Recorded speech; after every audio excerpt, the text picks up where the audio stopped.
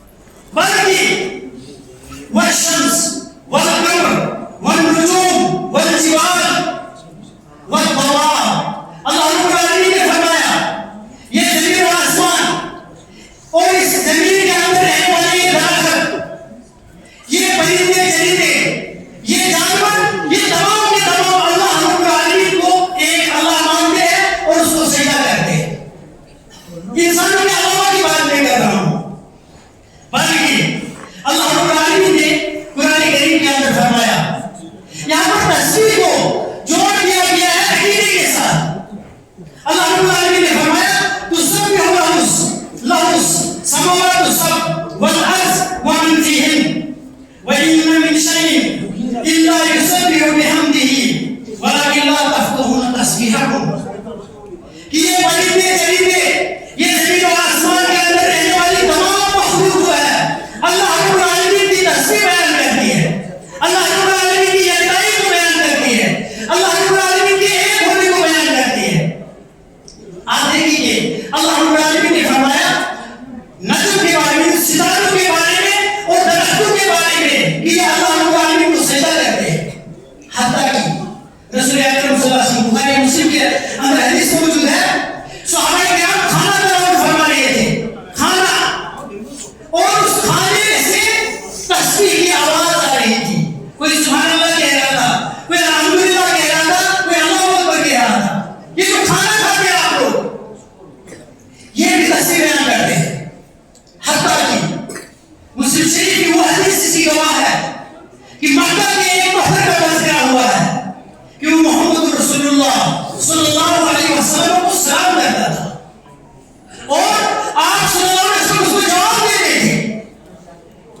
اس سے آگے چل کے آپ اس حدیث کو یاد رکھیے جس حدیث کے اندر یہ کہا گیا کہ محمد رسول اللہ صلی اللہ علیہ وسلم مسجد کے اندر جس کھجور کے تنے کو ممبر بنا کے جس میں خطبہ دیتے تھے، اور جب نیا ممبر لانے کا بتایا گیا، نیا ممبر لایا گیا اور اس کو ہٹایا گیا اور وہ ممبر جو ہے رونے لگا، یہ کھجور کا تنا رونے لگا، بلکہ یہ حدیث بھی بیان کی وہ چھوٹے بچے کی طرح رونے لگا. اور لوگوں نے سنا، صحابہ گواہ ہے محمد رسول اللہ صلی اللہ علیہ وسلم نے اس کھجور کی پیٹ کو تھپتھپایا، میں کہوں گا یعنی اس کو تھپتھایا، اس کو خاموش رہا. کہنے کا مطلب یہ ہے عقیدہ انسانوں کے لیے نہیں بلکہ کائنات کے اندر رہنے والی تمام مخلوق، حتیٰ کہ پرندوں کے بارے میں اللہ رب العالمین نے فرمایا کہ یہ پرندے بھی اللہ رب العالمین کی تسبیح بیان کرتے ہیں. بلکہ پرندوں کا بھی قرآن کریم کے اندر اللہ رب العالمین نے چونٹی کا ذکر کرتے ہوئے فرمایا یہ چونٹیاں بھی اللہ رب العالمین کی تسبیح بیان کرتے ہیں. اگر کوئی نہیں کرتا ہے اللہ رب العالمین کی تسبیح، کوئی اللہ رب العالمین کی تعریف سے انکار کرتا ہے، وہ انسان ایک ہے. اللہ رب العالمین نے قرآن کریم کے اندر اس کا نقشہ کھینچے ہوئے فرمایا وہ نصیب من الناس. اللہ رب العالمین نے فرمایا کائنات کے اندر تمام مخلوق، یہ پتھر جن کو بے جان کہتے ہیں ہم لوگ، یہ پرندے، یہ درخت، یہ زمین و آسمان، یہ سورج چاند، کل فی فلک یسبحون، یہ چاند اوپر جو دیکھ رہا دکھ رہا ہے اور یہ سورج یہ ہماری تعریف کرتا ہے. بلکہ حدیث کے اندر موجود ہے، سوال کیا گیا، اللہ کے نبی صلی اللہ علیہ وسلم نے ایک صحابی سے سوال کیا، آپ جانتے ہو یہ سورج کہاں جاتا ہے؟ کہا جب یہ ڈوبتا ہے، جب یہ غروب ہوتا ہے، یہ اللہ کے سامنے ہر دن سر سجود ہوتا ہے، سجدہ کرتا ہے. اور سجدہ کرنے کے بعد اللہ رب العالمین سے اجازت طلب کرتا ہے، اللہ رب العالمین دوسرے دن طلوع ہونے کی اس کو اجازت دیتا ہے ورنہ طلوع نہیں ہوگا. یہ بھی سجدہ کرتا ہے، یہ بھی اللہ رب العالمین کے ایک ہونے کا عقیدہ رکھتا ہے. یہ چاند، یہ دنیا کے اندر، یہ زمین و آسمان کے اندر ساری کائنات اللہ رب العالمین کے ساتھ عقیدہ رکھتی ہے کہ اللہ ایک ہے. یہ آیت کے اختتام پر ایک عجیب ایک لفظ ہے، آپ حیران ہو جاؤ گے جب ایک انسان تصور کرتا ہے، اس پر غور و فکر کرتا ہے. اللہ رب العالمین نے تمام چیزوں کا تذکرہ فرمایا، ایک تفصیلی آیت ہے. تو سب بھی ہو سماوات السبع والارض، اور اسی اوپر علم ترى ان اللہ یسجد له من فی السماوات. اے لوگوں کیا تم نے بتا نہیں، کیا تم نے نہیں دیکھا، اے نبی صلی اللہ علیہ وسلم کیا آپ نے نہیں دیکھا زمین و آسمان کے اندر رہنے والی تمام چیزیں اللہ کو سجدہ کرتے ہیں. ومن فیہن، اور جو اس کے اندر ہے، وہ شمس، اور خصوصی طور پر جس کو بہت بڑے مخلوق سمجھتے ہیں یہ سورج، کہا یہ بھی سجدہ کرتا ہے. والقمر، کہا یہ چاند بھی سجدہ کرتا ہے. والنجوم، اور جتنے ستارے آپ دیکھتے ہیں یہ بھی سجدہ کرتے ہیں. والجبال، یہ بڑے بڑے پہاڑ، یہ بڑے بڑے پہاڑ یہ اللہ کو سجدہ کرتے ہیں. والشجر، اور جتنے درخت ہیں، زمیندار بھی سمجھ سکتا ہے، ان پڑھ بھی سمجھ سکتا ہے، پڑھا لکھا بھی سمجھ سکتا ہے. والدواب، اور ایک چرواہ ہے جو بکریاں چراتا ہے، کہا یہ جو بکریاں تم دیکھتے ہو یہ بھی اللہ کو سجدہ کرتے ہیں. اور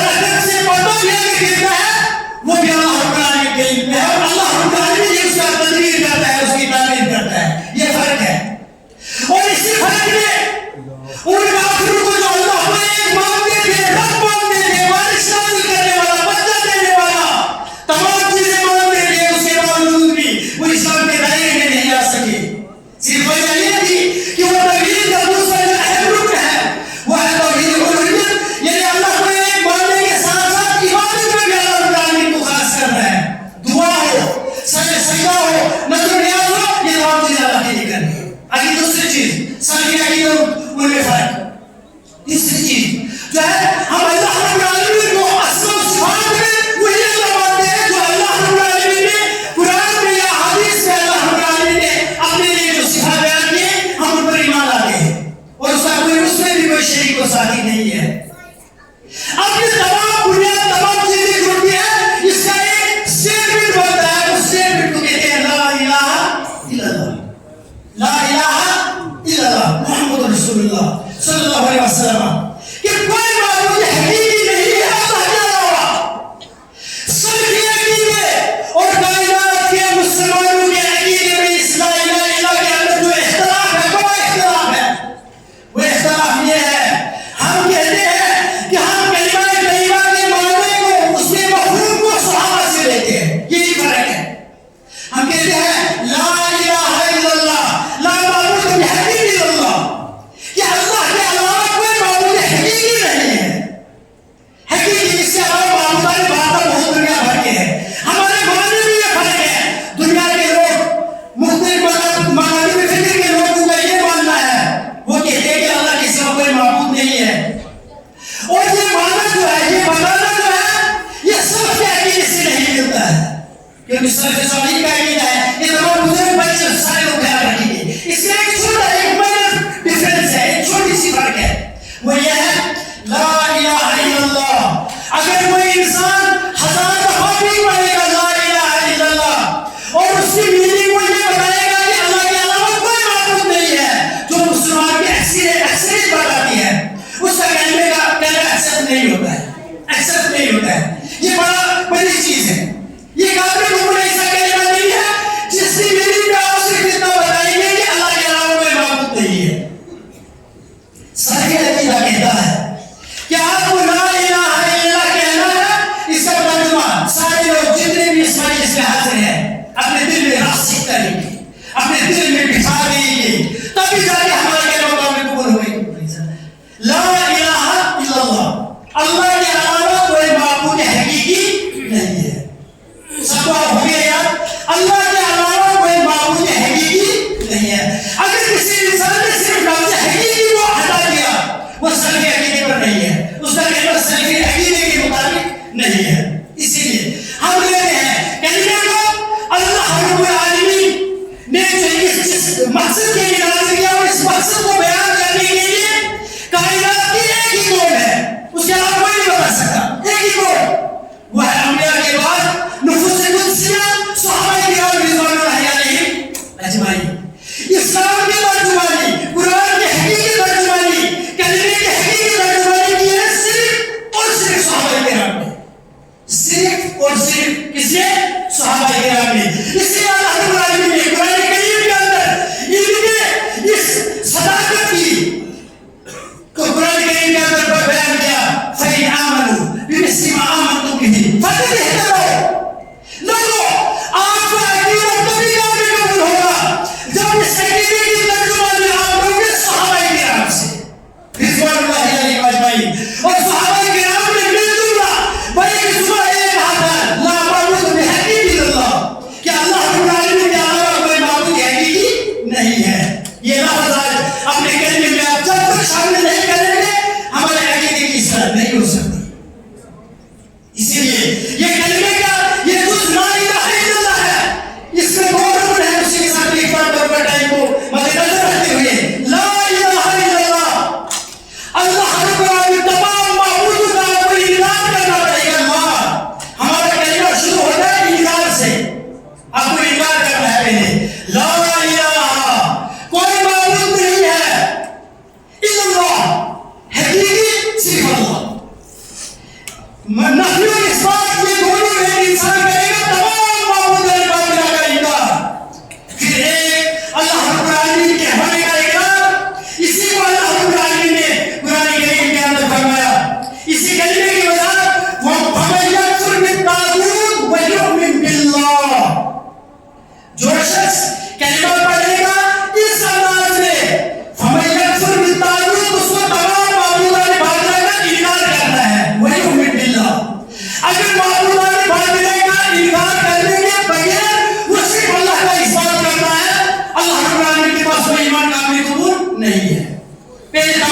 तुम्हारी बात को रिजेक्ट कर रहा है, वही मोमेंट मिला तभी उसका कलिमा कबूल होगा। एक चैलेंज सीधे एक चैलेंज उसके साथ बता दूंगा। आज वक्त का तकाजा है, आज जितना इंसान पढ़ते जा रहा है उतना उतना अकीदे में इंहिराफ होते जा रहा है। उसकी वजह ये है कि सोशल मीडिया के मौलवी और बेइल्म लोग जो आप देखेंगे एक चीज आप मुशाहिदा करेंगे कि होटल में बैठो, कहीं मस्जिद में बैठो, अगर एक आलिम बैठा है यहाँ से सवाल करो, आलिम को 15-40 उसका जवाब देते हैं, उसको बेचारे को फुर्सत ही नहीं मिलती। वो क्या जवाब देंगे? उसको कोई पूछता ही यहाँ से इसके भी जवाब। जब तक हम अपने अकीदे को, अपने इस्लाम को सहाबा से नहीं लेंगे तब तक उतनी गुमराहियां बढ़ती जाएंगी। और आज ज्यादा जो सही अकीदे को जो चैलेंजेस हैं वो आप लोगों के सामने आया है। मेरे नौजवान साथियों से एक गुजारिश है, मेहरबानी करके सोशल मीडिया पर जो हदीस आती है, जो लेक्चर्स आते हैं जिनसे आप बहुत जगह इन्फ्लुएंस होता है, लेकिन वो दुनिया में अकीदे से ज्यादा, सही अकीदे से ज्यादा अकीदे की बिगाड़ की तरफ लोगों को जा रहे, लोगों को ले जा रहे हैं। इसलिए वक्त का तकाजा ये है कि सही दाई को, सही मुकर्रिर को चुना जाए जो आपको सही अकीदे की तरफ ले जाए। इमोशनल ब्लैकमेल किसी नहीं है, किसी का रोना धोना, किसी के वो इस्तेदलाल नहीं, असली उलूम के साथ जोड़ना, साइंस से जोड़ना हमें जरूरत नहीं है। साइंस कुरान या हदीस को प्रूव करिए या ना करे, फिर भी वो खत्म है, चाहे वो प्रूव कर सके या नहीं कर सके। पर इस वक्त जो है ये अल्लाह से इख्तिताम करता हूँ, अल्लाह ताला से दुआ करते हैं हमें सुनने से ज्यादा अमल करने की तौफीक अता फरमाए, हमारे वालिदैन की मग़फ़िरत फरमाए, खुसूसी जो है हमारे जो हालात में हमारे मोहतरम अब्दुल लतीफ़ साहब जो नूर कुरान और सुन्नह के चेयरमैन हैं, उनकी वालिदा भी इस दुनिया से चले गई है। मानते हैं मैं तो गुनहगार ही हूँ, लेकिन आप लोगों में से कोई ऐसा हो, बहुत सारे ऐसे होंगे अल्लाह रब्बुल आलमीन जिनके दुआओं को कबूल करता होगा, अल्लाह से मानते हैं या अल्लाह उनको कर्म में जन्नतुल फिरदौस अता फरमाए, उनकी सयाहत जो है हसनात में तब्दील फरमा दे। इसके अलावा भी जितने के वालिदैन कब्र के अंदर है या अल्लाह मिसाल की मग़फ़िरत फरमा दे, और जिनकी ज़िंदगी अल्लाह ईमान की दौलत से